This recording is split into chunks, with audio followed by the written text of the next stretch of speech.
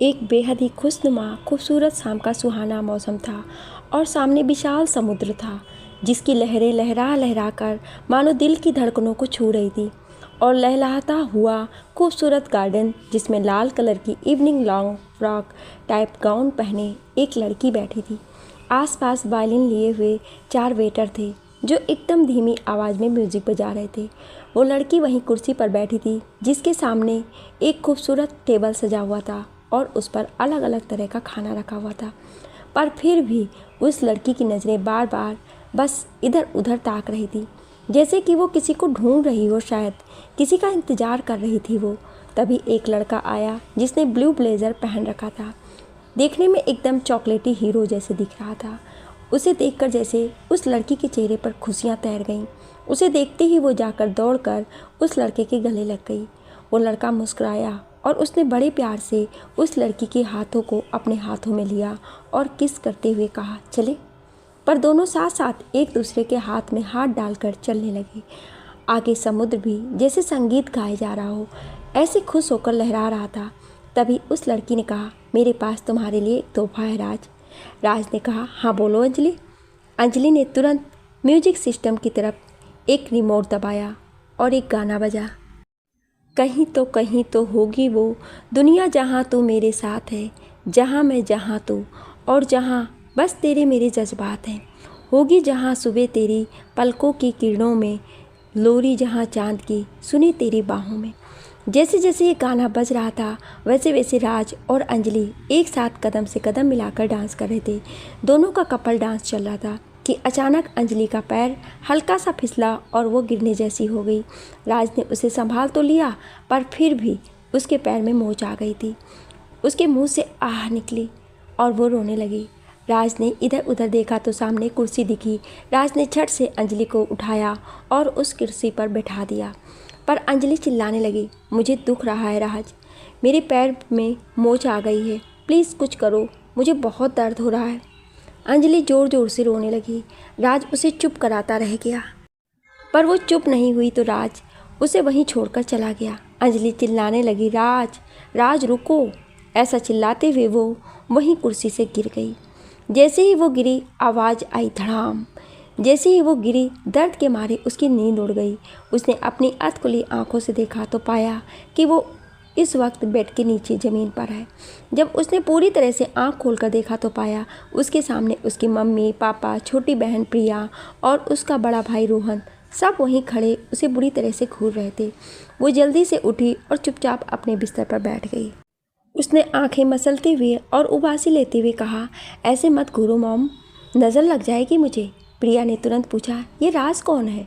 अंजलि ने ये नाम सुना तो उसकी आंखें चौड़ी हो गई और अपना सिर खुजलाते हुए पूछने लगी, क्या कौन राज मम्मा? तभी उसकी मम्मी अनु जी ने कहा, वही राज जो तुम्हें दर्द दे रहा था और तुम्हें पैरों को चोट देखकर भाग गया। अंजलि समझ गई कि कुछ तो गड़बड़ है। शायद उसके मुंह से सपने में राज का नाम बाहर आ गया था। उसने तुरंत बात संभाली और कहा, वो मेरा निकम्मा दोस्त है जिसने मुझे कुर्सी से गिराया और भाग गया। जब मैंने मदद मांगी तो उसने मेरी हेल्प नहीं की। अब वो कभी भी गिरेगा तो मैं उसकी हेल्प नहीं करूँगी और खूब कुटाई करूँगी मैं, देखना माँ। प्रिया ने कहा, नहीं मॉम, ये झूठ बोल रही है, ज़रूर कुछ गड़बड़ है। अंजलि ने कहा, 2 फुट चुप रहे, ज़्यादा मत बोल, तुझे क्या पता मेरे सपने में क्या था और मैं झूठ क्यों बोलूँगी? आप ही लोग बताओ, मैं सपने में दर्द से कराहते हुए ही चिल्ला रही थी ना, मुझे बचाओ मुझे बचाओ, कुछ इस तरह।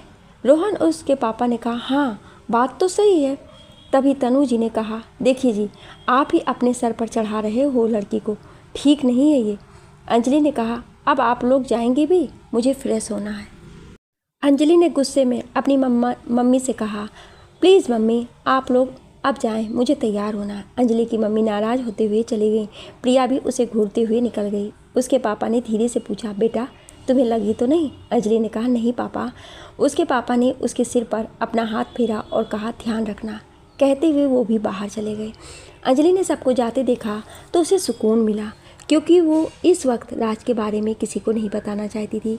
अंजलि बहुत ही रोमांटिक लड़की थी, इसलिए उसे हमेशा रोमांटिक सपने ही आते थे और राज तो उसका प्यार था। इसलिए बहुत ही रोमांटिक अंदाज में वो राज को देखती थी, चाहे वो सपना है चाहे वो रियल लाइफ ही क्यों ना हो। उसने जल्दी से राज को कॉल लगाया और कहा, हैप्पी बर्थडे मेरी जान। राज ने कहा, अभी टाइम मिला है तुम्हें? अंजलि ने कहा, सॉरी बेबी, मुझे टाइम ही नहीं मिला क्योंकि मैं सो गई थी ना। ओके चिल मारो, ये बताओ मिलना कहाँ है? राज ने कहा, फार्म हाउस आ जाओ, मेरे सारे दोस्त वहीं आ रहे हैं। अंजलि ने कहा, ओके। अंजलि जल्दी से फ्रेश होने चली गई। उसने बाल स्ट्रेट किए, ऑफ शोल्डर पिंक टॉप पहना, उस पर डार्क ब्लू शर्ट जीन्स, बहुत ही प्यारी लग रही थी वो घर में सबको बाय बोलते हुए निकल गई। घर में उसे किसी भी बात की कोई रोक टोक नहीं थी, ना टाइम की, ना खाने पीने की और ना ही कपड़ों की। वो सबकी फेवरेट थी और अपने पापा की लाडली थी। अपनी मर्सिडीज़ लेकर वो कुछ ही देर में राज के फार्म हाउस पहुंच गई। अंजलि ने अंदर जाने से पहले खिड़की में से ही देखा, राज ब्लैक टी शर्ट में हमेशा की तरह हॉट लग रहा था। राज अंजलि का प्यार था। उन दोनों की जोड़ी कॉलेज की सबसे हिट और हॉट जोड़ी थी। राज पर तो सब कॉलेज की लड़कियां मरती थीं, पर राज ने अंजलि को प्रपोज किया। उन दोनों की नज़दीकियों की वजह से उनकी स्मार्टनेस और उनका पैसा भी था। दोनों अपने आप को एक पैसेदार घर के समझते थे। वो हमेशा कैंटीन पर, पब और लेट नाइट पार्टी में भी एक साथ ही रहते थे। कॉलेज का कोई कोना नहीं होगा जो उनका रोमांस से न भरा हो। दोनों की प्रेम लीला कहीं भी चालू हो जाती थी। दोनों ने एक दूसरे से शादी का वादा भी किया था। अंजलि ने डोरबेल बजाई। राज ने दरवाज़ा खोलते हुए नाराज़ होने का बहाना बनाया तो अंजलि ने सॉरी कहा और अंदर आते हुए कहा, वाह तुम्हारा फार्म हाउस तो बहुत सुंदर है। राज ने कहा, तुमसे सुंदर नहीं है। अंजलि ये बात सुनकर उससे गले जाकर लग गई और उसने कहा, हैप्पी बर्थडे मेरे फ्यूचर भी हबी। कहते हुए उसने एक गोल्ड ब्रेसलेट निकाला और राज के हाथ में पहना दिया। राज ने कहा, वाह यार कितना सुंदर है, पर आज सिर्फ इस गोल्ड से पेट नहीं भरेगा मेरा। कहते हुए उसने अंजलि को अपनी बाहों में खींच लिया और उसे ज़ोर से पकड़ लिया। उसने कहा, राज तुम्हारे दोस्त आ जाएंगे, छोड़ो मुझे। राज ने कहा, आज का बर्थडे गिफ्ट तुमने प्रॉमिस किया था। अंजलि ने कहा, देखो राज। जैसे ही अंजलि बोलने गई, राज ने उसके होठों पर अपनी उंगली रख दी। कहा, चुप। राज ने साइलेंट साउंड प्ले कर दिया और अंजलि को लेकर रोमांटिक डांस करने लगा। उसने डांस करते हुए कहा, मेरे दोस्त 2 घंटे बाद आएंगे, तब तक सिर्फ हम दोनों ही हैं। कहते हुए उसने अंजलि को अपने करीब लाकर लिप किस करना चालू कर दिया। किस तो वो लोग एक दूसरे को हर रोज़ करते थे, इसलिए अंजलि भी राज के करीब होते चली गई। वो भी जैसे राज के बाहों में समा जाना चाहती थी, इसलिए उसने खुद को नहीं रोका। राज ने अंजलि को अपनी गोद में उठाया और अपने रूम में लेकर चला गया। आज दोनों खुशी खुशी एक दूसरे में समा जाना चाहते थे। अंजलि ने भी खुद को रोका नहीं, क्योंकि उसे पता था उसकी और राज की शादी होने वाली है। कुछ घंटों तक दोनों यूं ही एक दूसरे में समाये रहे, फिर प्यार से एक दूसरे से बात करने लगे। अंजलि ने खुश होते हुए कहा, ये मेरे लिए सबसे यादगार पल होंगे राज, आई लव यू। राज ने कहा, आई लव यू टू मेरी जान। तभी डोरबेल बजी। राज ने अंजलि को फ्रेश होने के लिए कहा और खुद दरवाज़ा खोलने चला गया। राज ने दरवाज़ा खोला तो पाया उसके 2-3 दोस्त आ गए थे। अंजलि फ्रेश होने के बाद सोचने लगी, इन लड़कों में मेरा क्या काम, मैं यहाँ से निकलती हूँ। राज ने सबको अंजलि से मिलवाया। अंजलि सबको हेलो कहते हुए निकल गई। कुछ ही दूर जाने के बाद उसे याद आया कि उसका वॉलेट तो राज के ही घर रह गया। उसने वापस गाड़ी मुड़ाई और आ गई राज के फार्म हाउस पर। उसने हर बार की तरह दरवाजे पर जाने से पहले राज को खिड़की में से देखना चाहा, पर इस बार जो उसने देखा उसे देख वो हैरान हो गई। अंजलि ने जो देखा वो नज़ारा देख उसकी धड़कन मानो जैसे रुक सी गई हो। उसने देखा वहीं सोफे के पास खड़ा राज किसी और लड़की के साथ, उसी पोजीशन में जिस पोजीशन में कुछ देर पहले वो थी। दोनों एक दूसरे को बेतहाशा लिप किस किए जा रहे थे। धीरे धीरे वो लड़की राज के करीब आ रही थी। राज ने उस लड़की को उठाया और उस लड़की को किस करते हुए ही अपने रूम में लेकर चला गया। अंजलि ने धीरे से बिना आवाज़ के बरामदे में ही पीछे की तरफ कदम बढ़ाया, जहाँ रूम की खिड़की थी। रूम की खिड़की का पर्दा खुला ही था, जिसमें से साफ साफ दिख रहा था कि किस तरह राज और वो लड़की एक दूसरे में सिमटे हुए बेड पर थे। अंजलि ने वहाँ बेजान खड़े होकर उनकी पूरी प्रेम लीला देखी, जहाँ तक वो देख सकती थी। जब उससे बर्दाश्त नहीं हुआ तो उसने मुंह फेर लिया। वो खुद के होश संभालते हुए आगे की तरफ आई। वो जैसे ही आगे बढ़ी, उसके कानों में कुछ आवाज़ सुनाई दी, जो शायद राज के दोस्तों की थी। एक दोस्त ने कहा, यार राज कमाल का बंदा है, अच्छी अच्छी लड़कियों की ही मार लेता है। अब उस अंजलि को ही देख, उसे अपने स्मार्टनेस पर बहुत घमंड था, इसलिए सिर्फ पैसे वाले लड़कों को ही पूछती थी। दो दो बार धोखा खा चुकी है, पहले निखिल से और अब राज से। दूसरे दोस्त ने कहा, हाँ राज ने तो प्रॉमिस भी लिया था अंजलि से आज के दिन के लिए, वो भी इमोशनली ब्लैकमेल कर, बर्थडे का बहाना बनाकर। वैसे आज उसका बर्थडे भी कहाँ है, वो तो बस अंजलि को पाना था उसे, इसलिए उसने झूठा बर्थडे बताया अपना, क्योंकि उसे उसकी वर्जिनिटी और घमंड दोनों तोड़नी थी। उसे कहते हुए वो लड़का ज़ोर ज़ोर से हंसने लगा। एक दोस्त ने पूछा, वैसे उसने ऐसा अंजलि के साथ ही क्यों किया? दूसरे दोस्त ने कहा, वो इसलिए क्योंकि राज निखिल का दोस्त था। निखिल की सच्चाई पता चलने पर अंजलि ने उसे खूब खरी खोटी सुनाई थी और उसकी बेइज्जती भी की सबके सामने, इसलिए उसने राज से उसका अपमान का बदला लेने को कहा था और राज ने वैसा ही किया। तीसरा वाला बोला, हाँ देख, एक के बाद एक आज तो यहाँ उसकी प्रेम लीला चलेगी, अलग अलग अप्सराओं के साथ, बर्थडे के नाम पे और पार्टी के नाम पर। कहते हुए वो तीनों एक दूसरे को हाई फाई देते हुए हंसने लगे और बोले, चलो अब टीना को लाने चलते हैं, मीनू का घंटा ख़त्म होने का आ गया है, अभी तक तो राज खेल चुका होगा उससे। कहते हुए वो हंसने लगे। तभी पीछे से अंजलि आई और उसने खींच कर तीनों के सिर पर वहीं पड़ा फूल का गमला उठाकर दे मारा। उसने ये काम इतनी फुर्ती से किया कि किसी को संभलने का मौका ही नहीं दिया। उन लोगों ने अंजलि को नहीं देखा क्योंकि वो वहीं दीवार से छिपकर खड़ी थी, इसलिए किसी ने उसको आते हुए नहीं देखा और तीनों अपने में मस्त थे, इसलिए किसी का ध्यान भी नहीं गया। पहला गमला टूट गया तो दूसरा गमला भी उठाकर उसके तीनों के पीठ पर मारा। वो तीनों वहीं कराहते हुए गिर गए। उन्होंने देखा तो अंजलि थी। वो लोग घबरा गए। घबराहट और दर्द से उनकी बोलती बंद हो गई थी। अंजलि ने एक दोस्त के हाथ पर गमले का टुकड़ा फेंकते हुए कहा, अगली बार से किसी लड़की की उठाओ तो याद रखना राज के खिलौनों में से कोई एक तुम्हारी बहन भी हो सकती है। क्या बोला? राज ने मेरी वर्जिनिटी दूर की? तो सुन, आई एम अ वर्जिन। हाँ, उसने और निखिल दोनों ने मुझे छुआ है, पर पूरी तरह से नहीं, समझे तुम लोग? अंजलि बस गुस्से में बोले जा रही थी। और दूसरी बात, ज़्यादा होशियारी मत दिखाना, वरना तुम्हारी सारी बातें मोबाइल में रिकॉर्ड है, व्हाट्सएप पे अभी ही लीक ही कर सकती हूँ। तीनों को चोट इतनी जोर से लगी थी कि उन्होंने कुछ नहीं कहा। अंजलि की वर्जिनिटी की बात करने वाले लड़के को दोनों पैरों के बीच जोर से जूते मारते हुए अंजलि ने कहा, पहले खुद की संभाल, फिर दूसरों की वर्जिनिटी देखना साले, अब निकल लो यहाँ से। तीनों दर्द से कराहते हुए धीरे से निकल गए। अंजलि ने पीछे से आवाज़ दी, इसकी डुप्लीकेट चाबी दो। एक दोस्त ने धीरे से कहा, हमारे पास नहीं है।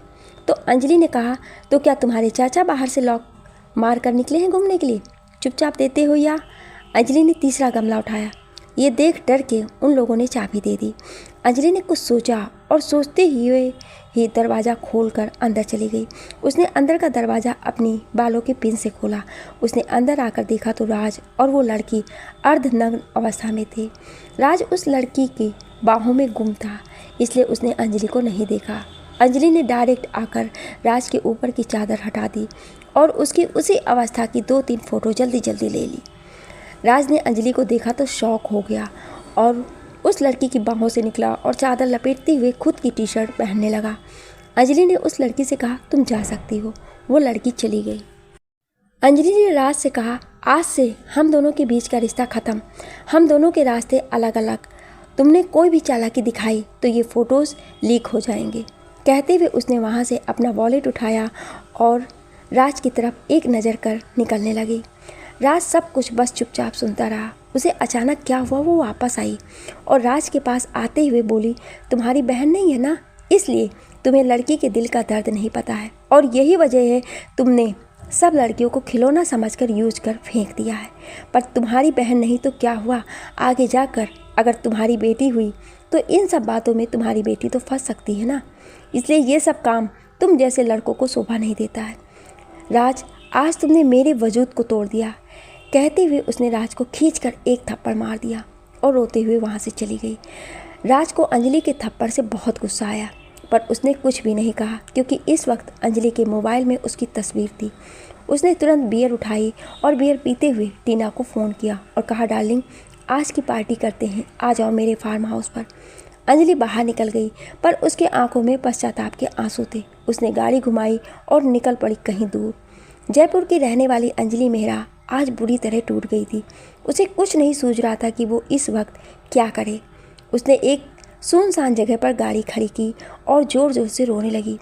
रोते रोते उसे सब ध्यान आ रहा था कि किस तरह वो हर एक के प्रेम में फंस जाती थी। उसे सबका प्यार सच्चा ही लगता था। उसे सब कुछ एक एक करके याद आ रहा था, अपनी पिछली बातें।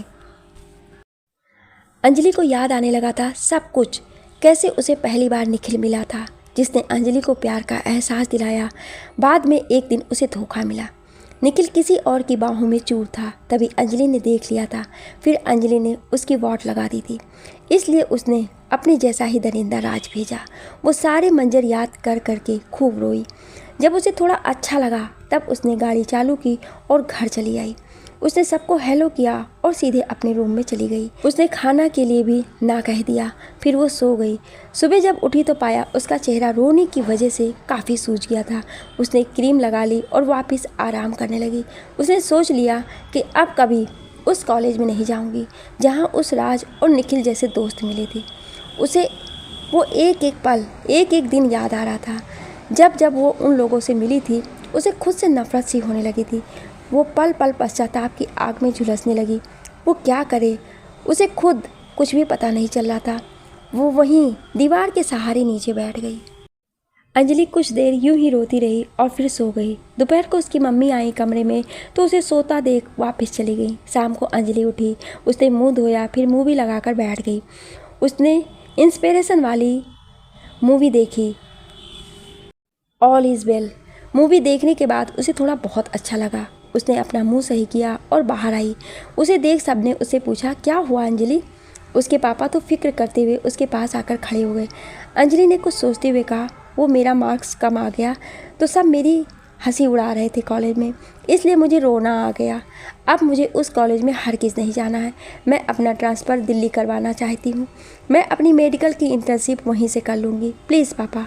उसके पापा ने कहा, जैसी थारी मर्जी मेरी लाडो, बस रोना नहीं, हमेशा हंसते रहो। कहते हुए उन्होंने अपनी अंजलि को गले से लगा लिया। गले से लगी अंजलि को अपने पापा की बाहों में एक सुकून सा मिला। दूसरे दिन रोहन, अंजलि का भाई, उसे एयरपोर्ट छोड़ने आया। हाय बाय करने के बाद अंजलि वहाँ से निकल गई दिल्ली के लिए एक अनोखे सफ़र में। दिल्ली पहुंचकर उसने अपने पापा को फ़ोन कर दिया कि वो पहुंच गई है। उसने वहां से कैब बुक की और अपने दिल्ली के गेस्ट हाउस में रुक गई। ये गेस्ट हाउस उसके पापा की थी। वो जब भी यहाँ आते वहीं रुकते, इसलिए अंजलि ने भी यहीं रुककर इंटर्नशिप चालू कर दी। वहाँ के जाने माने डॉक्टरों के पास 1 साल का इंटर्नशिप था, जिसमें अंजलि ने खूब ध्यान लगाकर मेहनत की और एक काबिल डॉक्टर बन गई। अंजलि ने MBBS की डिग्री की हुई थी। डिग्री के बाद उन्हें इंटर्नशिप करना पड़ता है, सीनियर डॉक्टर्स के नीचे काम करना पड़ता है। अंजलि अपनी टीम में से अव्वल नंबर पर थी, इसलिए सबने उसे खूब शाबाशियाँ दी। वैसे अंजलि एक टॉपर लड़की थी, बस दुनियादारी ना जान पाने की वजह से प्यार में धोखा खा गई। सभी अंजलि को बधाइयाँ दे रहे थे। अंजलि ने ये बात अपने घर में भी बताई। उसके घर वाले भी बहुत खुश हुए अपनी बेटी की काबिलियत देखकर, और उन्होंने गरीबों में मिठाई भी बंटवाई।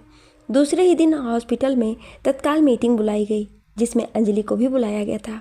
डॉक्टर्स ने बताया, इस वक्त जम्मू कश्मीर में लड़ाइयाँ कुछ ज़्यादा ही हो रही हैं, तो हमें एक डॉक्टरों की एक काबिल टुकड़ी वहाँ भेजनी है, जिससे हम फौजी भाइयों और आसपास के लोगों की हम सेवा कर सकें, क्योंकि ये एक नामी ग्रामी हॉस्पिटल है और हमारी सेना में भी काफ़ी पहचान है और कश्मीर के बॉर्डर पर करीबी मित्रगण भी हैं, तो उन्होंने हमसे मदद मांगी है। हमने हाँ कह दिया है। सब सीनियर टीम का चयन हो चुका है, पर जूनियर डॉक्टर्स में से जो जाना चाहेंगे वो हमें बता सकते हैं। हमें वहाँ बाहर एक कैंप दिया जाएगा और हर तरह की सुविधा दी जाएगी। ये कॉन्ट्रैक्ट सिर्फ एक छोटा सा प्रोजेक्ट है शॉर्ट टर्म के लिए, जिसमें अगर बाहर रह रहे गाँव वालों को भी कोई तकलीफ़ हुई तो हमें वहाँ भी उनकी मदद करनी होगी। अगर आप लोग ना चाहें तो कोई बात नहीं है। अंजलि तो ये बात सुनकर बहुत खुश हुई। उसने सोचा, चलो इस बहाने कम से कम देश की सेवा करने का तो मौका मिलेगा। उसने तुरंत हाँ कह दिया और उसने अपने सीनियर से कहा, सर वजह चाहे कोई भी हो, पर इस बहाने हमें अपने देश की सेवा करने और हमारे जांबाज सिपाहियों की मदद करने का मौका तो मिलेगा, मैं तैयार हूँ। अंजलि की बात सुन सबने तालियां बजाई और उसे देख लोगों ने भी हिम्मत बताई। अंजलि बहुत खुश हुई। सबकी रजामंदी के बाद टुकड़ी में जुड़ने के लिए सबको घर से एक मंजूरी पत्र पर साइन करवानी थी। अंजलि को भी बोला गया अपने घर से मंजूरी पत्र ले आए। अंजलि ने सोचा, यार ये पापा को पता चलेगा तो वो तो मुझे जाने नहीं देंगे, फिर भी बताना तो पड़ेगा ही ना। वो जयपुर के लिए उसी शाम निकल गई। सुबह वो जब घर के दरवाजे पे खड़ी थी तो सब उसे यूं अचानक देख बहुत खुश हुए। सब ने आकर उसे गले से लगा लिया। अंजलि की मम्मी नाश्ता बनाकर ले आई। तब तक वो फ्रेश होने चली गई। फ्रेश होकर आने के बाद नाश्ते के टेबल पर ही अंजलि ने हिम्मत कर एक सांस में ही सारी बातें सबको बता दी। सबके हाथ खाते खाते रुक गए। अंजलि के पापा अनुपम जी ने कहा, ये क्या है बेटा, आपको किस बात की कमी है जो आपको फौज पर जाना है? आप खुद का क्लिनिक या फिर हॉस्पिटल कुछ भी खोल सकती हैं, भले ही 1 महीने का ही क्यों नहीं। हम अपनी लाडली बेटी को वहाँ नहीं जाने देंगे बस। अंजलि अपने पापा के पास आई और प्यार से अपने पापा के कंधे पर सिर रखकर बोली, पापा हमें कौन सा वहाँ जंग लड़ने जाना है, बस एक आस थी मेरी। हम लोग बचपन से सीखते आ रहे हैं देश की सेवा करो, और हम उन जांबाज जवानों के वीर गाथाओं के बारे में भी सुनते आए हैं। आज जब देश मुझसे सिर्फ मेरा 1-2 महीना मांग रहा है तो मैं क्यों नहीं जा सकती, बताइए। और मैं इतनी कमज़ोर नहीं हूँ जितनी दिखती हूँ। अगर आप मुझे नहीं जाने दोगे तो मैं समझूंगी आप मुझे कमज़ोर समझते हैं। अनुपम जी ने कहा, लेकिन बेटा तुम्हें कुछ। अंजलि ने बात काटते हुए कहा, देखिए पापा मुझे कुछ नहीं होगा, उल्टा आपको गर्व होगा कि मेरी बेटी सिपाहियों को ठीक करके आई है। अनुपम जी हंसने लगे। वैसे उन्हें अपनी लड़की पर विश्वास था, इसलिए उन्होंने मंजूरी दे दी। पर अनु जी अभी भी खामोश बैठी थी। अंजलि उनके पास भी आई तो अनु जी फूट फूट कर रोने लगी और बोली, मैं तुम्हें डांटती हूँ इसलिए तू मुझे सज़ा दे रही है ना। अंजलि ने कहा, नहीं मम्मा, क्या आप भी। अब चुप हो जाओ, सिर्फ 1 महीने के लिए जा रही हूँ, हमेशा के लिए विदा नहीं हो रही हूँ। रोहन ने कहा, पर अंजलि हम सबको डर तो लगेगा ना, एक काम कर मैं भी चलता हूँ तेरे साथ। अंजलि ने रोहन से कहा, नहीं भाई आप यहाँ सबका ध्यान रखना, वहाँ मैं खुद का ध्यान रख लूँगी। अरे फिकर नॉट ना रे बाबा। आज तो हमेशा अंजलि से लड़ने वाली प्रिया भी रोने लगी थी दीदी के जाने से, पर अंजलि ने प्यार से सभी को मना लिया और मंजूरी ले ली। अगले दिन ही रोते हुए सबने अंजलि को विदा किया एयरपोर्ट पर। अंजलि की भी आंखों में आंसू थे पर दिल में उल्लास था बॉर्डर पर सेवा करने का। वो फ्लाइट में बैठ गई और निकल गई फिर से दिल्ली की ओर। अंजलि बहुत ज़्यादा खुश थी। उसने जाकर अपने सीनियर डॉक्टर्स को परमिशन लेकर लेटर दे दिया और सबने भी धीरे धीरे आकर अपना अपना परमिशन लेटर दे दिया। उन लोगों को सुबह निकलना था। उसे इस बात की खुशी ज़्यादा थी कि ज़िंदगी उसने अपनी बेवकूफ़ियों में बर्बाद की। अपने देश की सेवा करने से वो अपने आगे की ज़िंदगी आबाद कर लेगी। लाइफ में एक ना एक गलती हर कोई करता है, उसका उसे पछतावा ज़रूर होता है, पर उस पछतावे पर अफसोस कर आगे की ज़िंदगी बर्बाद करने से अच्छा है अपनी गलती स्वीकार कर आगे ऐसी कोई भी भूल ना हो इसके लिए प्रयत्न करें। अंजलि की फ्लाइट दूसरे दिन सुबह की थी, इसलिए अंजलि ने अपनी ज़रूरत के सामान की लिस्ट बनाई और शाम को जाकर वो सारा सामान बाज़ार में से ले आई और वो बैग पैक करके सो गई। सुबह जल्दी उठकर तैयार होकर वो 6 बजे के करीब एयरपोर्ट पहुंच गए। 8 बजे की फ़्लाइट थी, इसलिए 11 बजे तक वो श्रीनगर पहुंचने वाले थे। अंजलि के साथ और भी बहुत लोग थे। अंजलि सबके साथ बात करते हुए फ़्लाइट में बैठ गई। फिर कुछ ही देर में फ़्लाइट ने अपनी उड़ान भरी। वो लोग 2 घंटे में श्रीनगर पहुँच गए। श्रीनगर आते ही अंजलि को वहाँ का वातावरण देख बहुत खुशी हुई। वो तो एकदम खुशी से नाचने लगी। उसे इस तरह पागलों की तरह नाचते हुए देख उसकी दोस्त रिंकू ने उसे रोका और कहा, सब क्या कहेंगे। अंजलि ने उस दोस्त से कहा, अरे रिंकू, कुछ दिन के लिए तो आए हैं और अगर यही सोचते रहे कि लोग क्या कहेंगे तो हम क्या करेंगे। अरे कुछ तो लोग कहेंगे, लोगों का काम है कहना baby. Chill babe, enjoy the moment. जब अंजलि ने देखा उसके सीनियर्स आ रहे हैं तो अंजलि चुपचाप अच्छे से बैठ गई। उसने फ़ोन लगाया घर पे और अपने घर वालों से बात करते हुए बता दिया कि वो सही सलामत पहुंच गई है। थोड़ी देर में वो लोग एयरपोर्ट से बस में बैठ के उरी के पास थोड़ी दूर बने डॉक्टर्स के आर्मी कैंपस में आ गए। अंजलि जितने एक्साइटमेंट में यहाँ पर आई थी, यहाँ आकर देखा तो उसकी सारी एक्साइटमेंट ही गायब हो गई, क्योंकि यहाँ जगह जगह सेना और कुछ नागरिक घायल अवस्था में पड़े थे। अंजलि के सामने का ये मंजर किसी को भी रुला जाता ऐसा था। अंजलि जल्दी से उन घायल लोगों के पास गई। उसने देखा किसी को सीने में गोली लगी थी, किसी को पैर में, किसी को हाथ में, किसी को सर में। वहाँ बहुत घायल लोग थे जिनका ऑलरेडी इलाज चल रहा था। वहाँ डॉक्टर्स की टीम की कमी पड़ने की वजह से ही इन्हें बुलाया गया था। दरअसल वहाँ 2-3 दिन पहले ही टेररिस्ट अटैक की वजह से हमारे कुछ सैनिक घायल हो गए थे। अंजलि ने जैसे ही नज़ारा देखा, उसके आंखों में से आंसू निकल आए। फिर उसने अपने सीनियर से कहा, मैम आप मेरी एंट्री लिख लीजिए और मुझे फ्रेश भी नहीं होना है, बस मुझे जल्दी से जल्दी अपनी ड्यूटी करनी है। उसके सीनियर ने कहा, ठीक है, पर फ्रेश होना पड़ेगा और यहाँ की आर्मी ड्रेस पहननी पड़ेगी। तुम्हारा ड्रेस भी सेमो में रखा है, जल्दी से रेडी ही काम पे लग जाओ। ध्यान रखना अपना, ऑल द बेस्ट। अंजलि ने जल्दी से जाकर सीनियर के बताए हुए कमरे में अपना सामान रखा और फ्रेश होकर आर्मी ड्रेस में वो बाहर आई। वहाँ के पहले से ही इलाज कर रहे दूसरे डॉक्टर्स के साथ मिलकर अपने काम पर लग गई। उसने सबके रिपोर्ट्स के अनुसार अपने तरीके से ट्रीटमेंट चालू कर दिया। बाकी सब तो डॉक्टर्स थोड़ी देर आराम भी करने चले जाते, पर अंजलि थी जिसे खाने का तक होश नहीं था। उसने सबकी देखभाल में कोई कसर नहीं छोड़ी। नर्सेस को देखकर उसने हर पेशेंट की बड़ी ही प्यार से और नम्रतापूर्वक सेवा की। सारे डॉक्टर्स ने उसे इस अथक सेवा के लिए खूब सारी शुभकामनाएं दी। रात के 8 बजने आ गए थे, इसलिए उसके दोस्त ने उसे ज़बरदस्ती खाने के लिए भेज दिया। सबके कहने के बाद वो 10 मिनट में आती हूँ कहकर खाना खाने चली गई। वो जैसे ही जाने को हुई तो उसके हाथों को एक उंगली स्पर्श हुई। उसने आसपास देखा, कोई नहीं था, पर वो जैसे ही आगे बढ़ने को हुई उस उंगलियों ने उसकी उंगली पकड़ ली। अंजलि ने अपने हाथों को देखा तो पाया एक नौजवान को खून से लथपथ स्ट्रेचर पर लिटाया गया है और उसके आसपास कोई भी नहीं है। अंजलि ने देखा तो उस नौजवान की सांसें हल्की हल्की अभी भी चल रही थी। अंजलि ने तुरंत प्राइम एक्शन लिया उस पेशेंट पर और खाना छोड़ फिर से उसे लेकर इमरजेंसी वार्ड की तरफ चली गई। अंजलि उस पेशेंट को लेकर इमरजेंसी वार्ड में गई तो वहाँ के डॉक्टर्स ने कहा, ये तो मर चुका है, इसलिए तो हमने इसे बाहर भिजवा दिया था। अंजलि ये बात सुन अचंभित हो गई।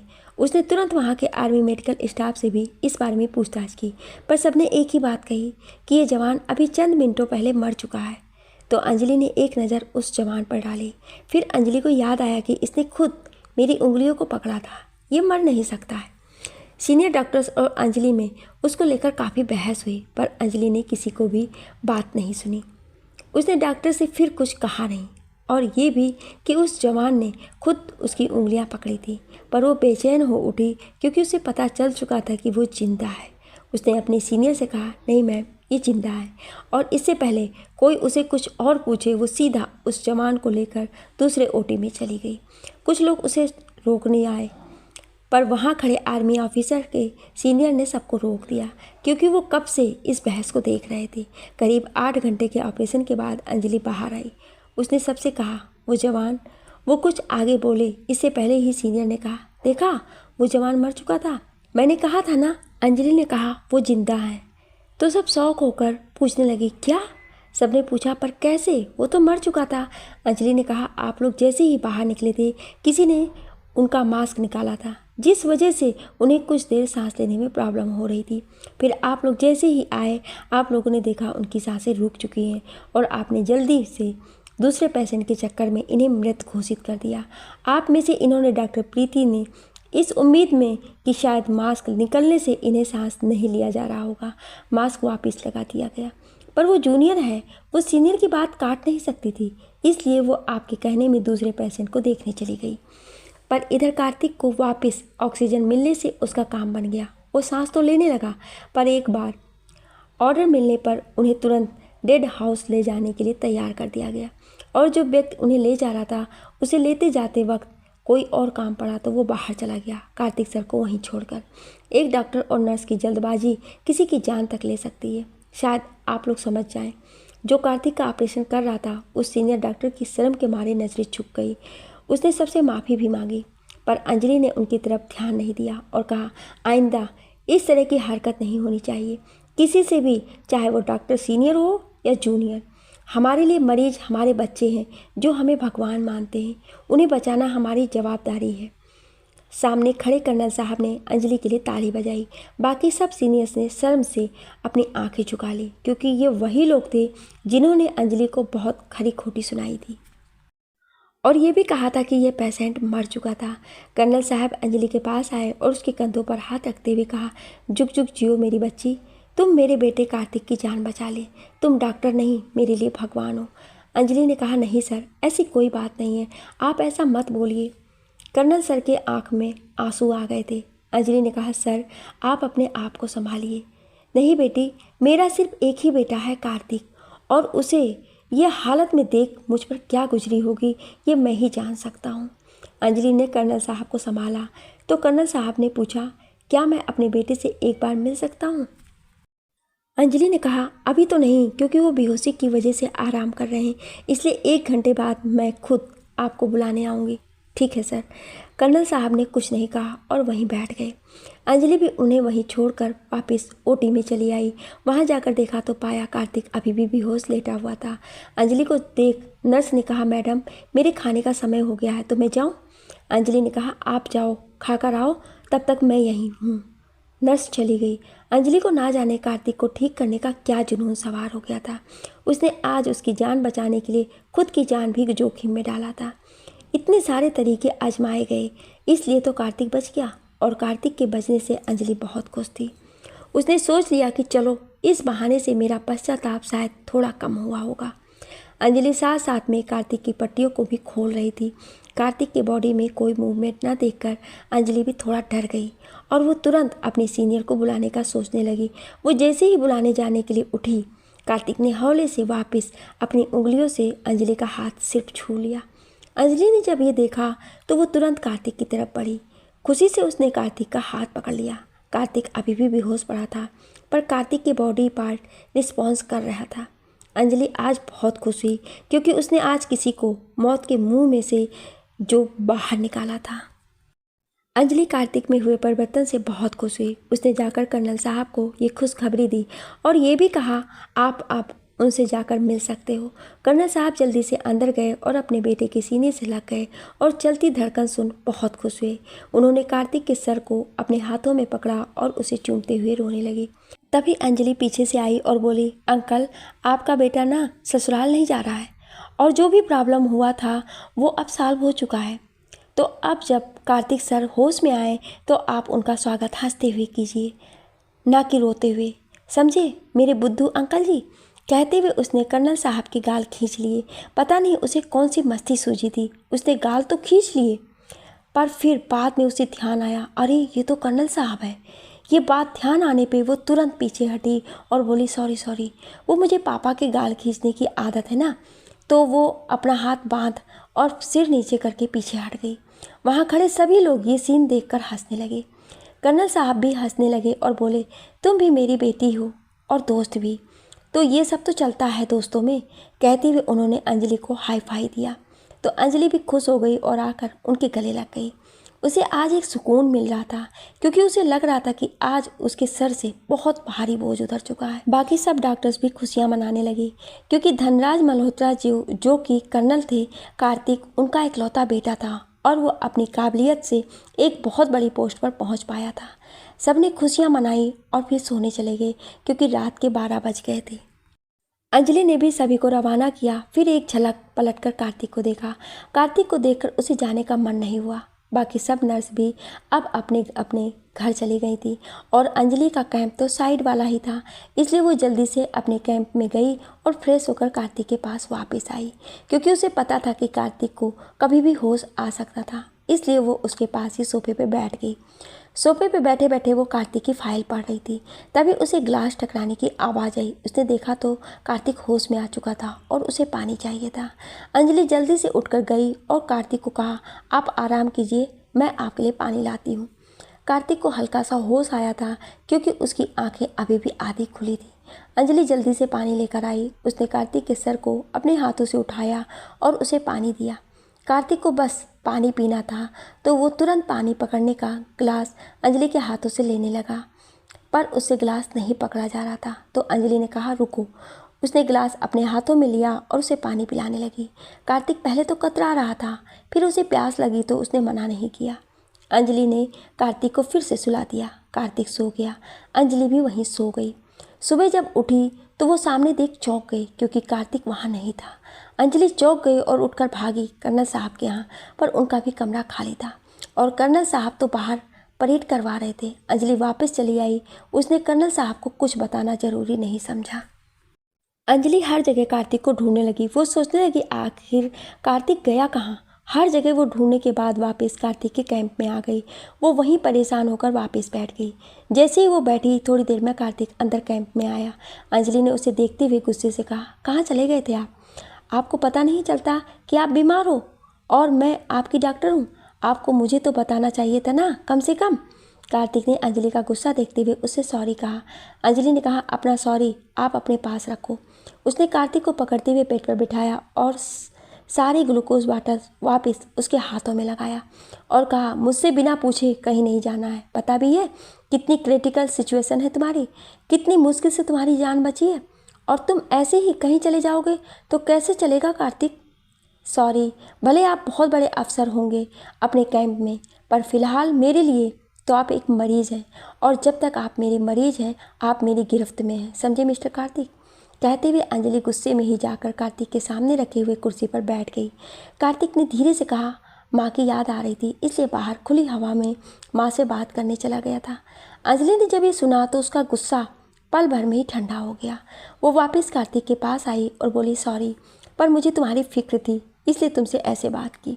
मुझे पता है माँ का दर्द, पर यहाँ तुम्हारे पापा भी तो हैं कार्तिक, तुम्हें उनके लिए अच्छे से जीना ही होगा। पता है वो कितना टूट गए थे तुम्हारी ये हालत देख के, और मैंने जो कुछ भी गुस्से में बोला उसके लिए सॉरी। कहते हुए अंजलि कार्तिक के लिए पानी ले आई और अपने हाथों से उसे पिलाया। कार्तिक मुस्कुरा उठा और बोला, तुम डॉक्टर हो या पुलिस, कितना डांटती हो? अंजलि ने कार्तिक का हाथ अपने हाथ में लिया और कहा, सॉरी, पर इस वक्त तुम्हें डांटना ज़रूरी था क्योंकि मैंने बहुत मेहनत की थी तुम पर। तुम्हारी जान खतरे में थी और तुम्हारा ठीक होना बेहद ज़रूरी था। अब जब तुम ठीक हो गए हो तो एक छोटी सी नादानी तुम्हारी जान की दुश्मन बन सकती है, इसलिए आराम करो। कार्तिक अंजलि को देखता ही रह गया। पहली बार उसके मम्मी पापा के बाद किसी ने उसकी इतनी फिक्र की थी, पर उसने कुछ सोचते हुए अपनी नज़रें अंजलि पर से फेर ली। अंजलि ने कार्तिक को आराम करने को कहा और वो खुद अपने काम में लग गई। थोड़ी देर में नर्स आई तो अंजलि ने कार्तिक को बाय कहा और निकलने लगी। फिर अचानक वो कुछ सोचते हुए मुड़ के वापस आई और अपने बैग में से कार्तिक का फ़ोन निकाल उसे देते हुए बोली, तुम्हारे पापा ने दिया था, कहा था कार्तिक जब जगे तब उसे दे देना, ये लो। कार्तिक ने जैसे ही लेना चाहा तो अंजलि ने कहा, 1 मिनट। फिर उसने अपना नंबर कार्तिक के मोबाइल में डायल किया और उसे पकड़ाते हुए कहा, कुछ भी काम हो बुला लेना मुझे, प्लीज़ सेव। कहते हुए अंजलि अपनी फाइल लेकर वहाँ से चली गई। कार्तिक ने अपने मोबाइल का स्क्रीन देखा तो पाया अंजलि अपना नंबर देकर गई है। कार्तिक ने मुस्कुराते हुए उसका नंबर सेव किया और व्हाट्सएप पर हाय लिखकर भेज दिया। अंजलि का तुरंत रिप्लाई आया, हाय, अब सो जाओ।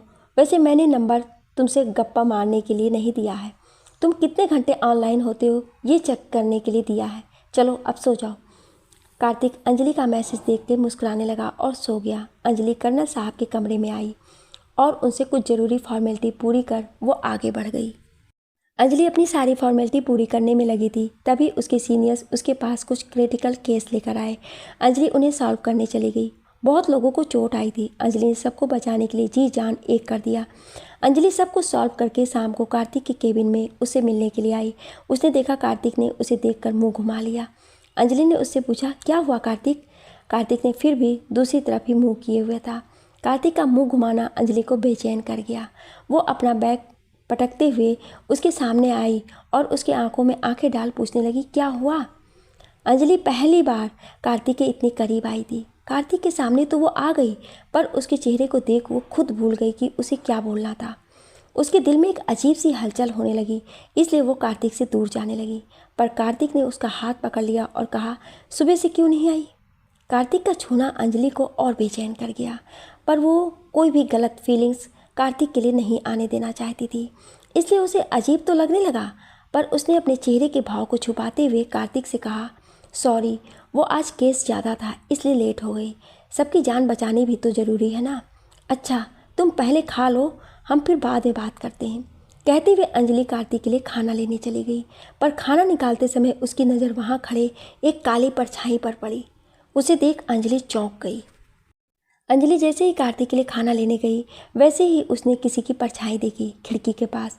वो पहले तो डर गई, पर बाद में हिम्मत कर वो खिड़की के पास आई। वहाँ देखा तो कोई नहीं था। उसने कार्तिक को कुछ नहीं बताया, पर जल्दी से उसे खाना दिया और बोली, मैं आती हूँ, 1 मिनट।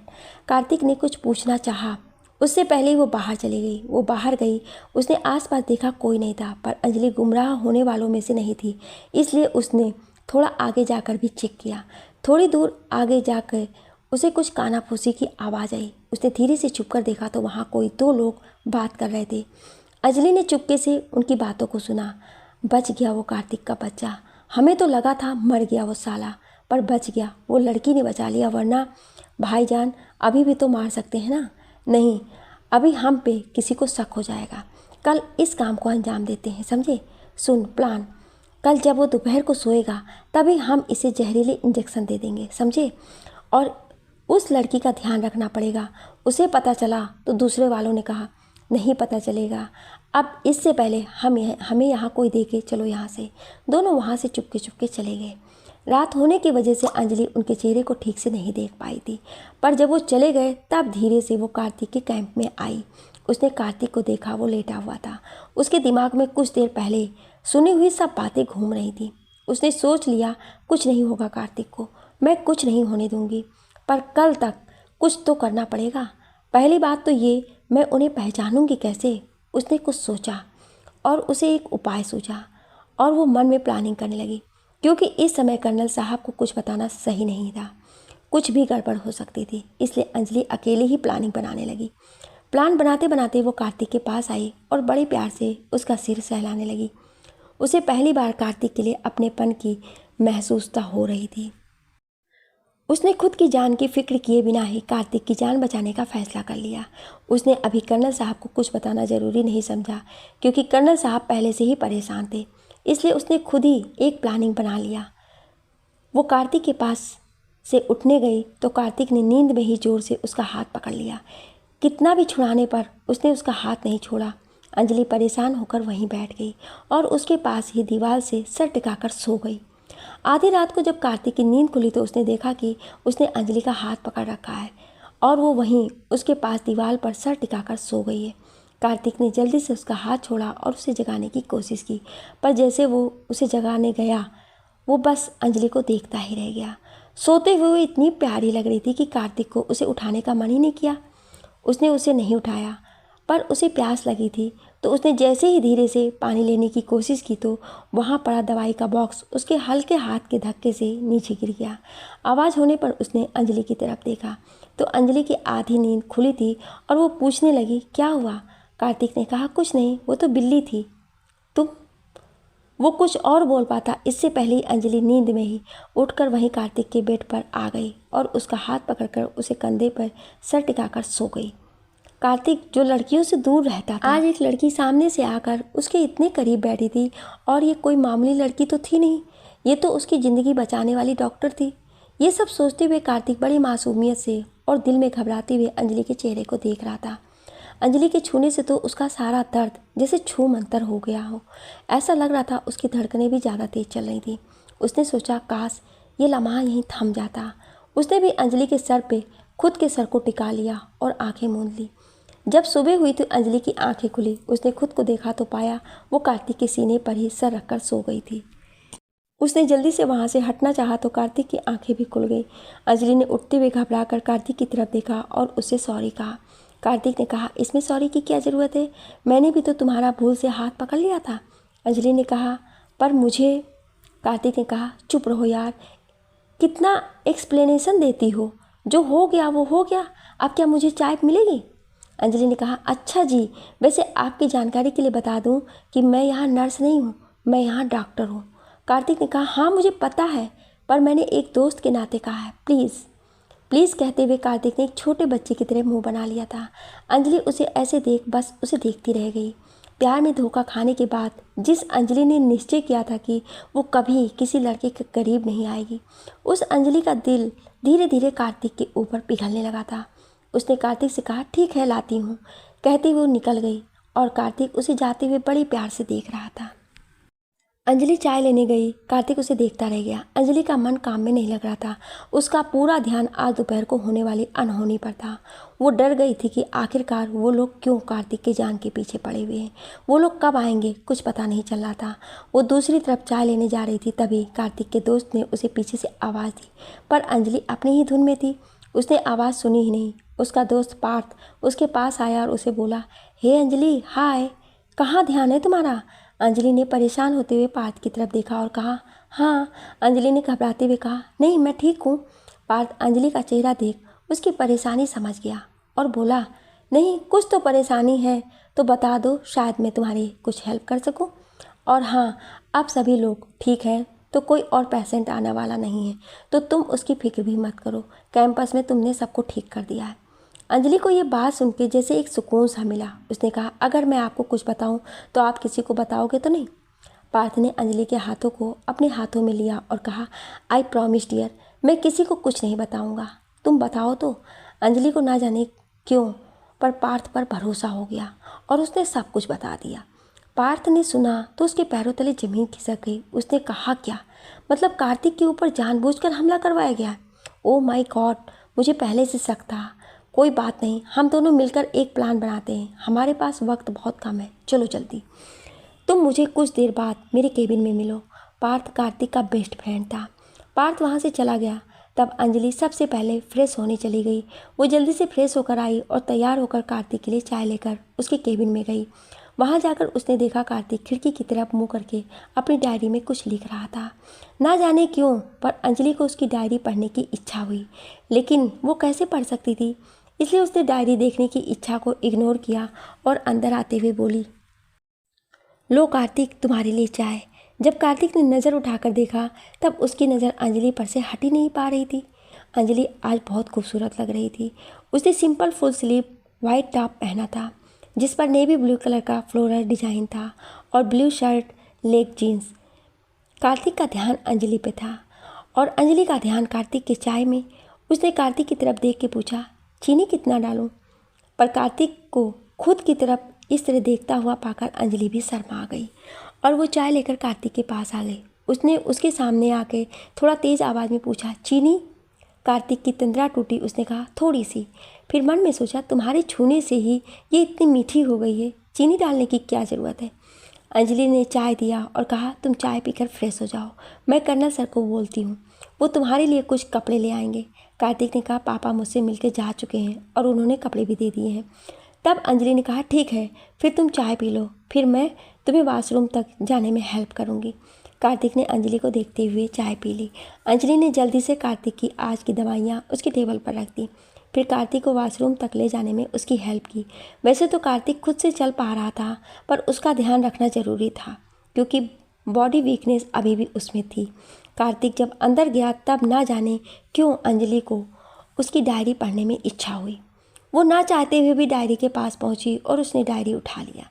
जैसे उसने डायरी खोला उसने पढ़ा, सुबह की रोशनी में ना जाने कहाँ से मुझे एक चमकता सा कोहिनूर दिख गया।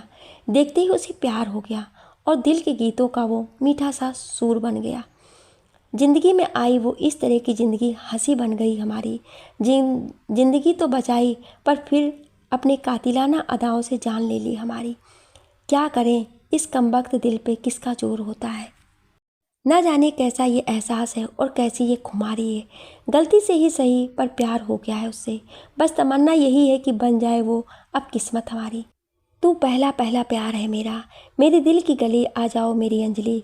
अंजलि ने जब ये पढ़ा तब उसने झट से डायरी बंद कर दी और चुपचाप बैठ गई। अंजलि ने जैसे ही पढ़ा उसकी धड़कनें तेज हो गईं। तभी उसे कार्तिक के आने की आवाज़ सुनाई दी तो अंजलि उठ खड़ी हुई। कार्तिक अंदर से आया। वो नहा के आया था इसलिए उसके बाल गीले थे और वो सिर्फ तौलियों में था क्योंकि उसके कपड़े तो बाहर ही थे। कार्तिक बाथरूम से निकलने के बाद जल्दी जल्दी मैं ये भूल गया कि अंजलि भी बाहर खड़ी है। और वो दूसरी तौलियों से बाल पोंछते हुए धीरे से बाहर निकला। अंजलि साइड में खड़ी थी। अंजलि ने कार्तिक को देखा पर कार्तिक अंजलि को नहीं देख पाया। वो धीरे से अपने कदम आगे बढ़ाने की कोशिश करने लगा। उसके जख्म ठीक हो चुके थे पर सिर्फ पैर के जख्म अभी भी नहीं भरे थे, क्योंकि उसको गोली पाँव पे लगी थी और पेट में चाकू वाले जख्म ठीक होने को थे।